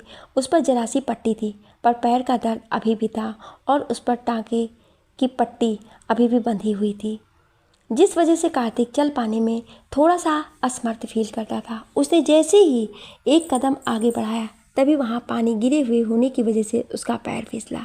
वो गिरने को हुआ कि अंजलि ने जल्दी से आके उसे संभाल लिया। अंजलि ने जब कार्तिक को इस तरह से देखा तो उसकी सांसें ऑटोमेटिक तेज़ हो गईं। कार्तिक भी संभल गया। अंजलि ने उसे कमर से पकड़ रखा था और दूसरे हाथ से उसका हाथ। अंजलि उसके बेहद करीब थी। कार्तिक के बालों से पानी की बूंदें अंजलि के चेहरे पर गिरने लगी। अंजलि बस मदहोश सी कार्तिक को देखे जा रही थी। कार्तिक को तो अंजलि के छूने से एक झटका सा लगा था। वो तो पूरा घायल हो चुका था। दोनों बस एक दूसरे को मदहोश खड़े देख रहे थे। और सोने पे सुहागा वहीं कहीं दूर किसी कैंपस से गाने की भी आवाज़ आ रही थी, जिसके बोल अंजलि और कार्तिक को और बेचैन करने के लिए काफ़ी था। देखा जो तुमको, ये दिल को क्या हुआ है, मेरी धड़कनों पे ये छाया क्या नशा है। हाँ, मोहब्बत हो न जाए, दीवाना खो न जाए, संभालूं कैसे इसको मुझे तू बता, गाने के बोल थे। कार्तिक ने अंजलि के चेहरे में खोए हुए ही उसके चेहरे को अपने हाथों में लेकर उसके गालों पर आते हुए बालों को धीरे से अपनी उंगलियों से पीछे की साइड किया। अंजलि कार्तिक के छुअन से सहम गई और दोनों हाथों से कार्तिक को थामे वो अपनी आंखें बंद कर और बेचैन होकर उसके करीब हो गई। कार्तिक पर भी अंजलि के प्यार का असर तो था ही। उसने भी अंजलि के बालों को साइड कर उसे जैसे ही उसके गालों पर किस करना चाहा, तभी कर्नल साहब की आवाज़ उसके कानों में पड़ी। कार्तिक ने सुना तो वो जल्दी से अंजलि का हाथ पकड़ते हुए वापस बाथरूम में चला गया और दरवाज़ा बंद कर लिया। अंजलि को होश आया और उसने चिढ़ते हुए सवालिया अंदाज में इशारों से कार्तिक से पूछा, क्या हुआ? कार्तिक ने इशारे में कहा, पापा। ये सुन अंजलि घबरा गई और कुछ बोले उससे पहले ही कार्तिक ने अंजलि को अपने करीब लाके उसका मुंह बंद कर दिया। अंजलि जो कुछ देर पहले कार्तिक से थोड़ा सा तो दूर थी, पर अब तो कार्तिक ने उसे पूरी तरह से खुद के करीब कर लिया था। अंजलि को तो जैसे सांसें ही रुक गई थी। कार्तिक का ध्यान पूरी तरह से उसके पापा पे था, जो बाहर कार्तिक के नाम की आवाज़ लगा रहे थे। कार्तिक और अंजलि दोनों ने कर्नल साहब की आवाज़ सुनी। कर्नल साहब ज़ोर ज़ोर से कार्तिक कार्तिक चिल्ला रहे थे। कार्तिक ने घबराते हुए अपने पापा को आवाज़ दी, पापा मैं अंदर हूँ, वॉशरूम में। बाहर से कर्नल साहब ने चिल्ला के पूछा, तुम अंदर हो तो अंजलि कहाँ है? कार्तिक ने अंदर से आवाज़ दी, अंजलि बाहर गई है, कुछ काम है उसे। तभी कर्नल साहब दरवाजे के पास आते हुए पूछने लगे, बेटा तुम सच में अंदर अकेले ही हो ना? ये सुन कार्तिक और अंजलि दोनों एक दूसरे को घबराते हुए देखने लगे। कार्तिक ने कहा, हाँ पापा, क्यों? कर्नल साहब ने कहा, ऐसे ही पूछा, वैसे तुम नहा रहे हो तो शावर की आवाज़ तो आ ही नहीं रही है। कार्तिक ने जल्दी से घबराहट में शावर चालू कर दिया और कहा, पापा साबुन लगा रहा था, देखो अब चालू हो गया।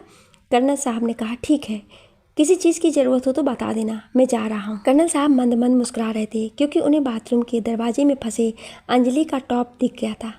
उन्हें माजरा समझ आ गया था, पर उन्होंने कुछ नहीं कहा। ऊपर से जाते जाते उन्होंने वहाँ पड़े एलेक्सा स्पीकर में रोमांटिक गाना लगा दिया। उन्होंने शावर वाली बात भी जानबूझकर पूछा था ताकि कार्तिक शावर चालू कर ले। उन्होंने एलेक्सा स्पीकर में गाना लगा के बाथरूम के बाहर पड़े टेबल पर रख दिया और वो मुस्कुराते हुए बाहर निकल गए। गाने के बोल थे, बाहों के दरमियाँ दो प्यार मिल रहे हैं, बाहों के दरमियाँ दो प्यार मिल रहे हैं, जाने क्या बोले मन डोले, सुन के बदन धड़कन बनी जुबां। ये गाने के बोल जैसे ही उन दोनों के कान में पड़े, उन दोनों की सांसें ही थम गई थी, क्योंकि वो दोनों बेहद करीब थे। ऊपर से कार्तिक के अनजाने में शावर चालू कर दिया। दोनों बुरी तरह से भीग गए थे। कार्तिक ने जब अंजलि को इस रूप में देखा तो उसके कदम अपने आप बहक गए। अंजलि भी कार्तिक से प्यार तो करने ही लगी थी, वो भी खुद को रोक नहीं पाई। ऊपर से कर्नल साहब ने जो गाना चलाया था उससे वो दोनों और मदहोश हो चुके थे। कार्तिक ने अंजलि को और करीब किया और उसके गीले होठों में खुद के होठों को समेट लिया। गाने के बोल बज रहे थे, खुलते बंद होते लबों की ये अनकही, खुलते बंद होते लबों की ये अनकही, मुझसे कह रही है कि बढ़ने दे बेखुदी, मिल यूं की दौड़ जाए नस नस में बिजलियाँ, बाहों के दरमियाँ दो प्यार मिल रहे हैं। जाने क्या बोले मन डोले सुन के बदन, धड़कन बनी जुबां बाहों के दरमियाँ। कार्तिक को किस करते समय अचानक अंजलि को बीती हुई सारी बातें याद आ गई। वो झट से कार्तिक से अलग हुई और अचानक से रोने लगी। उसे ना जाने क्या हुआ, वो खुद जल्दी से पीछे हटी और नहीं नहीं कहते हुए जल्दी से दरवाज़ा खोलकर बाहर निकल गई और बाहर आकर रोने लगी। कार्तिक को भी होश आया। उसने सबसे पहले आके गाना बंद किया। कार्तिक ने आके अंजलि को पीछे से कंधे पर हाथ लगाया और पूछा, क्या हुआ अंजलि, तुम्हें मेरा छूना पसंद नहीं आया? वैसे सॉरी अंजलि, पर मैं तुम्हें देखकर खुद को रोक नहीं पाया। मैंने आज तक किसी को इस नज़र से देखा तक नहीं। तुम पहली लड़की हो जिसकी वजह से मुझे जीने का एक उम्मीद मिली है। मेरे जीवन में रंग भर गए हैं। मैं तुमसे प्यार करने लगा हूँ अंजलि। अंजलि ने कुछ सुना नहीं और कार्तिक को धक्का देकर रोते हुए वो अपने कमरे में चली गई। इधर कार्तिक ने जैसे तैसे इतने दिनों बाद खुद की वर्दी पहनी, पर पैंट पहनते वक्त उसे तकलीफ हुई और ज़बरदस्ती पहनने के चक्कर में वो खुद को संभाल नहीं पाया, जिसकी वजह से उसके पैर में लगा हुआ टाँका टूट गया। कार्तिक के पैर का टाँका टूट गया, जिसकी वजह से उसके मुंह से दर्द भरी आह निकल गई। उसके पैर में से खून निकलने लगा, पर उसे पैर दर्द से ज़्यादा दर्द अंजलि के इस तरह से चले जाने पर हो रहा था। उसे बहुत दर्द हो रहा था। वो खुद से सोचने लगा कि शायद मैंने अंजलि के साथ ज़बरदस्ती कर दी, मुझे ऐसा नहीं करना चाहिए था। सोचते हुए वो वहीं बिस्तर पर लेट गया। तभी नर्स विजिटिंग के लिए और दवाई देने के लिए आई। उसने जब अंदर आके देखा तो पाया कि कार्तिक के बिस्तर पर लेटा हुआ है, अपने ही विचारों में खोया हुआ है और उसके पैर से खून निकल रहा है। नर्स ये देखकर जल्दी से अंजलि के पास आई। अंजलि अपने बेड पर शांति से बैठी हुई थी। नर्स ने आकर उससे कहा, मैडम, कार्तिक सर के पैर से खून निकल रहा है। अंजलि वैसे तो कार्तिक के पास से भाग आई थी, पर वो कार्तिक से प्यार करने लगी थी। उसने जैसे ही नर्स की बात सुनी, वो तुरंत उठकर नर्स के पास आई और बोली, क्या बोल रही हैं आप, ये बात सच है? नर्स ने कहा, हाँ सच है मैम, आप जल्दी चलिए। अंजलि जल्दी से भागती हुई कार्तिक के कमरे में आई। उसने देखा कार्तिक बिस्तर पर लेटा हुआ है और एलेक्सा पर गाना बज रहा है। ये जाते हुए लम्हों, जरा ठहरो, मैं भी तो चलता हूँ, जरा उनसे मिलता हूँ, जो एक बात दिल में है उनसे कहूँ तो चलूँ। अंजलि को बड़ा दर्द हुआ कार्तिक की इस हालत को देखकर। उसे पता चल गया कार्तिक के पैर का टाँका टूट चुका है। उसने अपना दर्द छुपाते हुए नर्स से कहा, आप सारा सामान ले आओ, मैं टाँका लगा देती हूँ, जल्दी। कहते हुए अंजलि अंदर की तरफ आने लगी। वो जैसे जैसे अंदर आ रही थी गाना बज रहा था। कार्तिक उसको देख नहीं पाया था क्योंकि वो ख्यालों में खोया हुआ था, पर अंजलि गानों के बोल के साथ साथ चुपचाप आंखों में आंसू लिए हुए बड़ी प्यार से कार्तिक को पहली बार वर्दी में देख रही थी। गाने के बोल थे, उनके चेहरे की ये नरमियाँ, उनके जुल्फ़ों की ये बदलियाँ, उनके आंखों के रोशन दिए, उनके होठों की ये सुर्खियाँ, सब उनके हैं जलवे। मैं चलने से पहले सांसों में, आँखों में, ख्वाबों में, यादों में और इस दिल में उनको छुपा के रखूं तो चलूं। इस गाने के बोल से बेचैन होकर कार्तिक रोते हुए इधर उधर देखने लगा। उसने जब अंजलि को देखा तो वो उसे देखकर खड़ा होने लगा, पर उससे खड़ा नहीं हुआ गया। वो गिरने जैसा हो गया तो अंजलि ने जल्दी से आके उसे संभाल लिया। दोनों धड़कते दिल से और नम आंखों से एक दूसरे को देखने लगे। दोनों फिर से एक दूसरे के बेहद करीब थे, पर इस बार दोनों के दिल में एक दूसरे के लिए बेहद प्यार था। दोनों एक दूसरे की आंखों में खोए हुए थे और गाना तो बज ही रहा था, मैं कहीं भी रहूं ए सनम, मुझको है ज़िंदगी की कसम, फासले आते जाते रहें प्यार लेकिन नहीं होगा कम, जिन्हें चाहूं, जिन्हें पूजूं, जिन्हें देखूं, उन्हें छू लूं, जरा बातें तो कर लूं, जरा बाहों में भर लूं, मैं इस चांद से माथे को चूम लूं तो चलूं। कार्तिक ने अंजलि के माथे को अपने हाथों में लिया और उसके माथे को चूमते हुए कहा, I love you Anjali. Anjali भी आज कार्तिक के सामने झुक चुकी थी। उसने भी धीरे से अपनी आवाज़ में कहा, मुझे भी तुमसे प्यार हो गया कार्तिक, पर मुझे तुमसे पहले और दो लोगों ने छुआ है, मतलब किस किया है। हम ज़्यादा इंटरमीडिएट नहीं हुए थे। हाँ, उन्होंने मुझे पूरी तरह से नहीं छुआ था, पर उन्होंने मुझे किस किया है क्योंकि उन्होंने मुझसे शादी का वादा करके मुझे उल्लू बनाया था। मैं उनके सामने बहक गई थी, इसलिए मैंने शादी ना करने का प्रॉमिस कर लिया था खुद से और यहाँ आ गई। पर जब से मैं तुमसे मिली हूँ तब से मेरे दिल में एक अलग ही एहसास जागने लगा है तुम्हारे लिए, और शायद मैं तुम्हें खुद से ज़्यादा प्यार करने लगी हूँ। मैं उन लोगों को एक सेकंड में भूल गई, पर मैं तुम्हें भुला नहीं पा रही हूँ, तुमसे दूर भी नहीं जा पा रही हूँ। यही मेरी हकीकत है कार्तिक, और मैं तुम्हारी ज़िंदगी में तुम्हारी ज़िंदगी नहीं बिगाड़ सकती।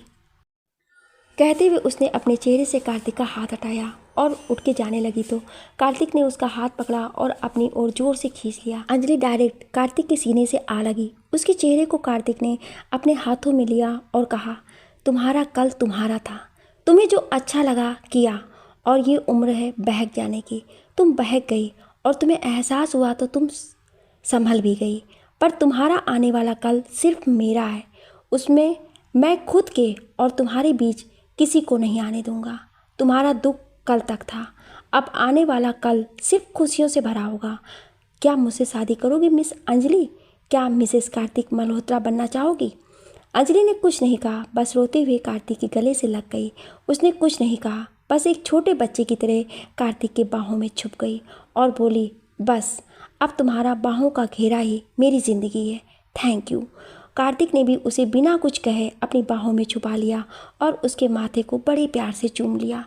दोनों कुछ देर तक ऐसे ही बैठे थे। थोड़ी देर बाद अंजलि को होश आया और उसे कल रात की आतंकवादियों की बात याद आ गई। वो जल्दी से उठी। उसने कहा, कार्तिक मैं थोड़ी देर में आती हूँ, तुम्हारे पैर की पट्टी भी करनी है। कार्तिक ने हाँ कह दिया और कहा, हाँ जाओ। अंजलि को कार्तिक को इस हालत में छोड़ के जाने का मन नहीं हो रहा था, पर उसे जाना पड़ रहा था। वो जाने लगी, फिर उसे अचानक ना जाने क्या हुआ, वो पीछे पलटी और आके कार्तिक के गालों को जल्दी से किस करके भाग गई। कार्तिक ये देख मुस्कुरा उठा। उसने सोचा, अब तुम्हारे आंखों में कभी आंसू नहीं आने दूंगा मैं, ये मेरा वादा है। और उसने सुकून से आंखें बंद कर ली और उसे पैर में दर्द तो हो रहा था, पर उससे ज़्यादा खुशी थी अंजलि जैसी लाइफ पार्टनर मिलने की। अंजलि बाहर तो भाग आई थी, पर फिर कार्तिक के पैर का ख्याल आया और उसे सामने आती हुई नर्स भी दिख गई।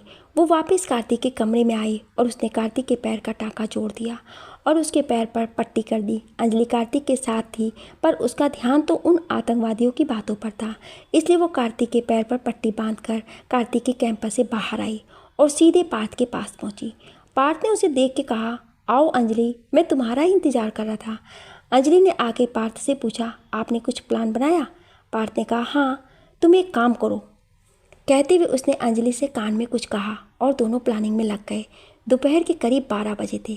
कार्तिक शांति से अपने बेड पर लेटा हुआ था। तभी एक नर्स उसके पास आई और बोली, आपको इंजेक्शन लगानी है। कार्तिक को लगा शायद इसे अंजलि ने भेजा होगा, इसलिए उसने कहा, ठीक है।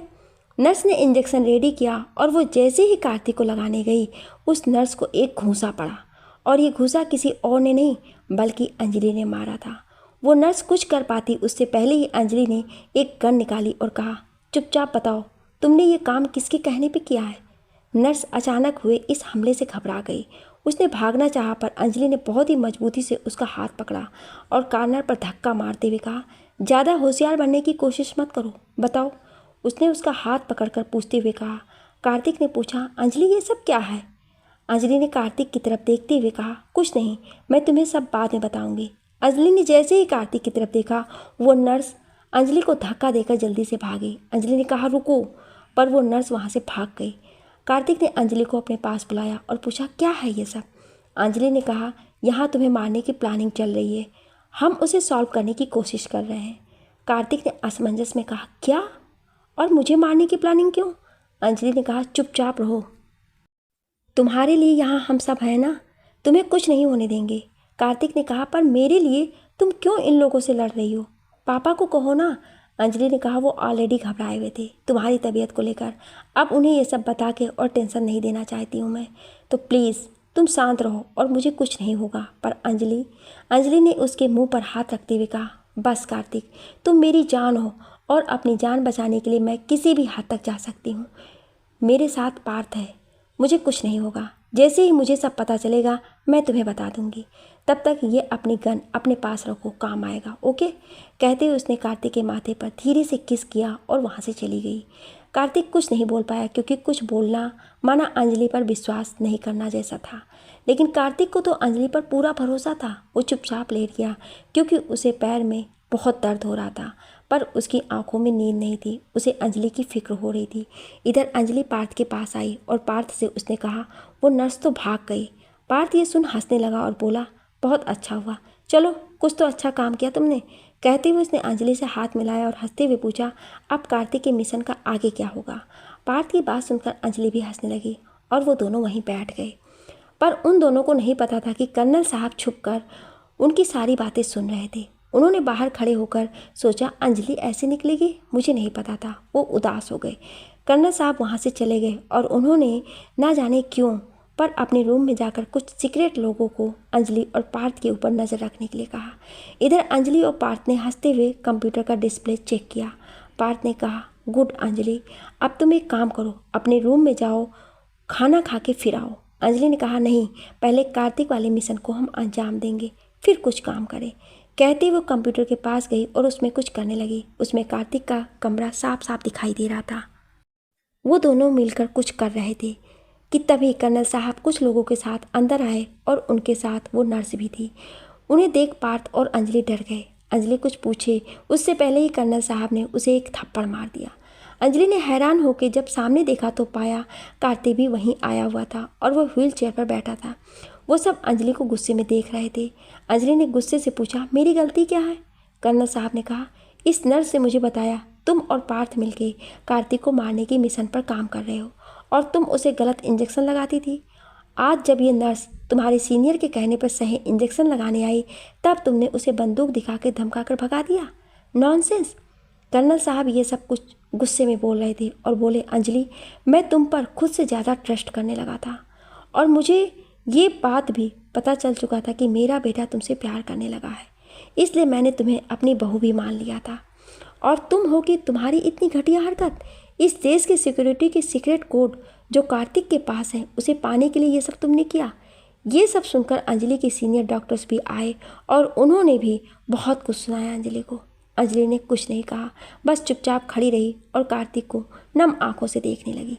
कार्तिक के आंखों में आंसू थे। उसे पता था ऐसा कुछ हो ही नहीं सकता है, अंजलि ऐसा कुछ कर ही नहीं सकती है, पर इस वक्त उसके पास कोई सबूत नहीं था, इसलिए वो कुछ नहीं बोल सकता था। और उसे कर्नल साहब की आदत भी पता थी, वो बिना सबूत के खुद की पत्नी की भी नहीं सुनते।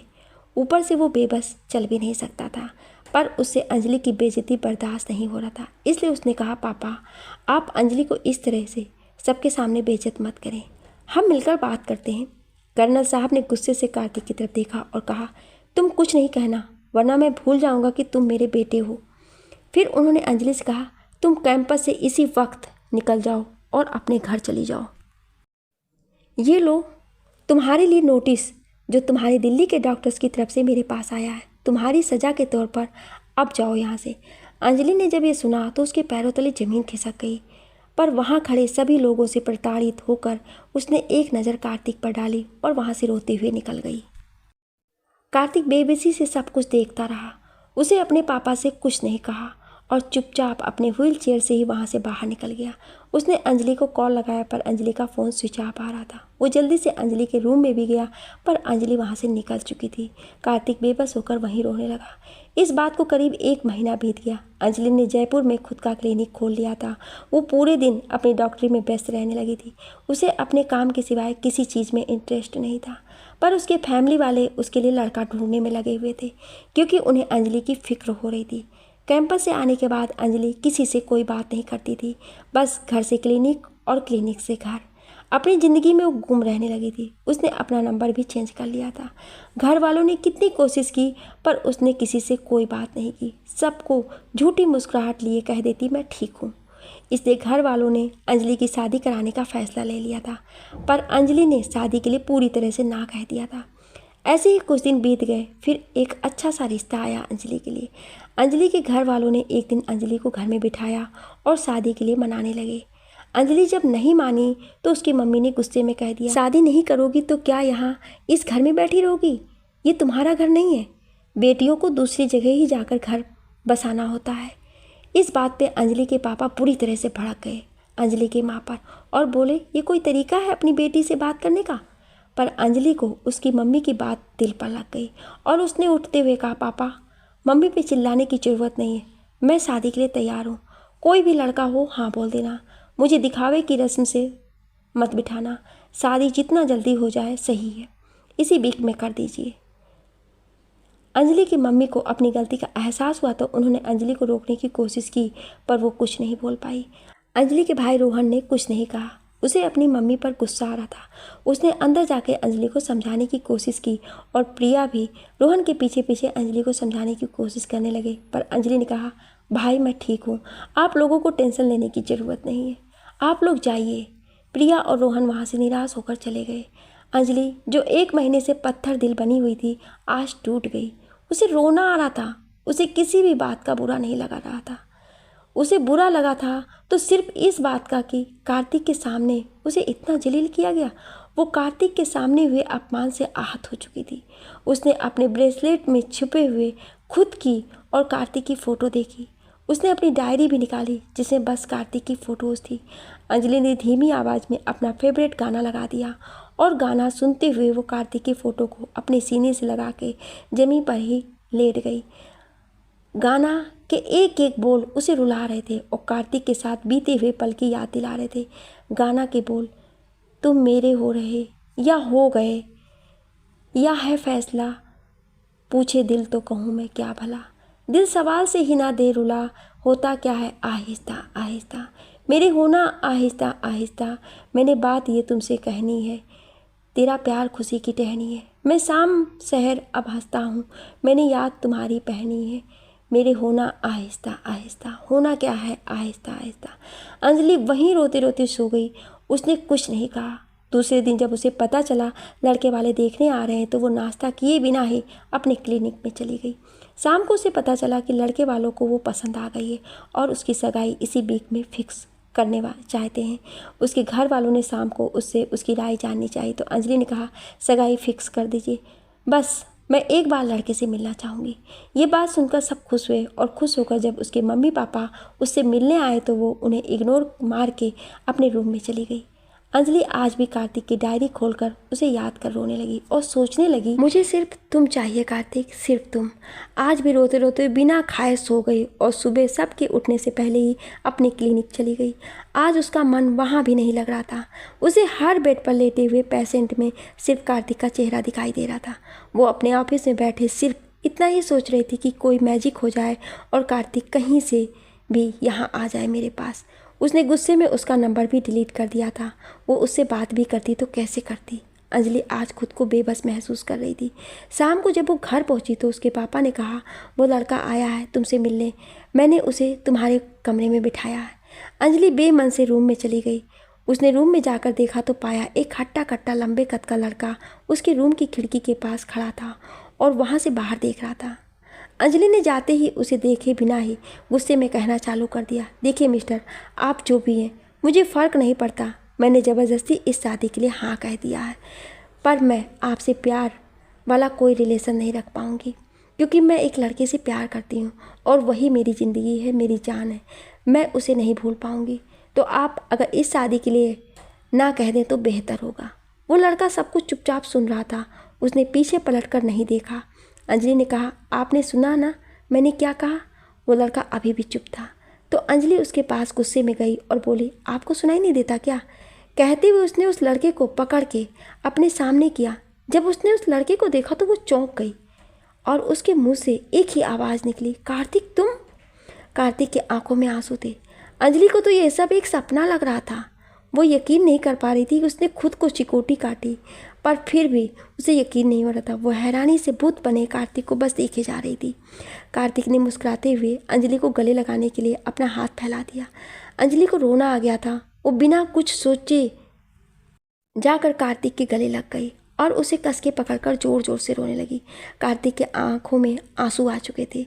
उसने बड़े ही प्यार से अंजलि को अपने बाहों में संभाल लिया।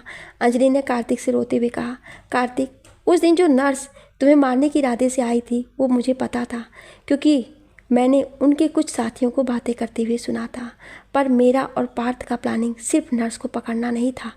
हम नर्स के जरिए मेन विलन को ढूंढना चाहते थे, इसलिए मैंने उस नर्स को पकड़ने के बहाने उसके हाथों में चिप लगा दिया था। इसलिए मैं और पार्थ बहुत खुश थे और उसने मुझे बेल्डन कहा था। फिर हम उसे ट्रैक करने लगे और मैंने सोच लिया था कि जब तक तुम्हारे पीछे पड़े हुए लोगों को ढूंढ नहीं लेते तब तक मुझे चैन नहीं मिलेगा। पर कर्नल साहब ने मुझ पर विश्वास करने की वजह से उसे बाहर वाली नर्स पर भरोसा कर लिया। उन्होंने मेरी इंसल्ट की, ठीक है, पर मुझे सबसे ज़्यादा दुख हुआ कि उन्होंने मेरी इंसल्ट तुम्हारे सामने की और मुझे लगा तुम मुझ पर यकीन नहीं करोगे, इसलिए मैंने सोचा तुम मुझे गलत समझो, उससे पहले मेरा निकल जाना ही बेहतर होगा। कार्तिक ने यह सब सुना और उससे कहा, पहले तो रोना बंद करो और यहाँ बैठो। कार्तिक के भी आंखों में आंसू बहने लगे थे। अंजलि को बिठाकर कार्तिक ने उससे कहा, मुझे तुम पर खुद से ज़्यादा भरोसा है, पर उस वक्त मेरे पैरों की चोट की वजह से मैं तुम्हारी हेल्प करने में असमर्थ था। मैंने इसलिए तुम्हें रोकना चाहा, पर तुमने गुस्से में मोबाइल भी स्विच ऑफ कर दिया था। फिर तुम वहाँ से निकल गई। मेरा तो पैर उस समय जख्मी था, मैं तो चल भी नहीं सकता था ना। सबके जाने के बाद मैंने पार्थ को बुलाया और मैंने आगे की कार्रवाई जारी रखने के लिए कहा। तुम्हारा और पार्थ का प्लानिंग वर्क कर गया, जिस वजह से वो नर्स छुप कर रात को हमारे ही बटालियन में सिपाही बन के रह रहे एक आतंकवादी से मिलने गई। वो सिपाही टेम्परेरी बेस पर आया हुआ था और उसके 2 साथी और थे। उन्हीं लोगों ने मुझे मारने का प्लानिंग बनाया था, क्योंकि मैंने उनके कई साथी को मार गिराया था। पार्थ की सूझबूझ से वो लोग उसी रात को पकड़े गए और उन्हें सज़ा भी हुई, पर मैंने कर्नल साहब से कुछ नहीं कहा और आज तक उनसे कोई बात नहीं की, क्योंकि मैं आज भी उनसे नाराज़ हूँ।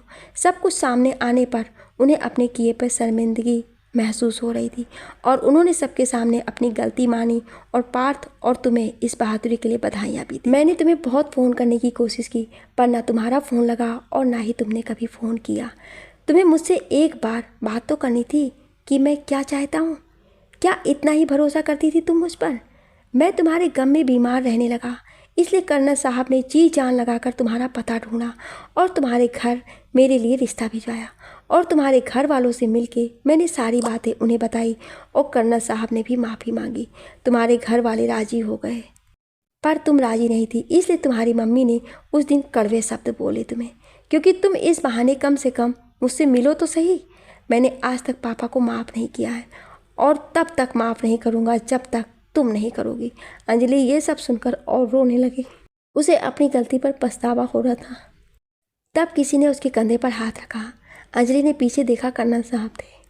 वो रोते हुए हाथ जोड़कर खड़े थे अंजलि के सामने। अंजलि उठी और बोली, पिछली बातें भूल जाइए और हाथ मत जोड़िए पापा। ये कहते हुए अंजलि उनके गले से लग गई। ये सब कुछ देखकर वहाँ खड़े सभी लोगों के होठों पर मुस्कान आ गई। अंजलि ने कर्नल साहब के पैर छुए और उनसे आशीर्वाद लिया। फिर उसने अपने घर वालों से, उसके मम्मी पापा, रोहन, प्रिया, सबसे माफ़ी मांगी। सब ने उसे माफ़ कर दिया और कार्तिक के साथ उसकी सगाई फिक्स हो गई। सब ने खुशी खुशी कितने दिनों बाद दिल से पेट भर के रात्रि का भोजन किया था। कार्तिक और अंजलि खुशी से एक दूसरे की तरफ देख रहे थे। लिखने और बोलने में कोई त्रुटि हुई हो उसके लिए क्षमा प्रार्थी हूँ। आपको ये कहानी कैसी लगी हमें कमेंट करके ज़रूर बताएं और ऐसे ही इंटरेस्टिंग कहानियाँ सुनने के लिए हमारे चैनल को सब्सक्राइब जरूर करें। Thank you.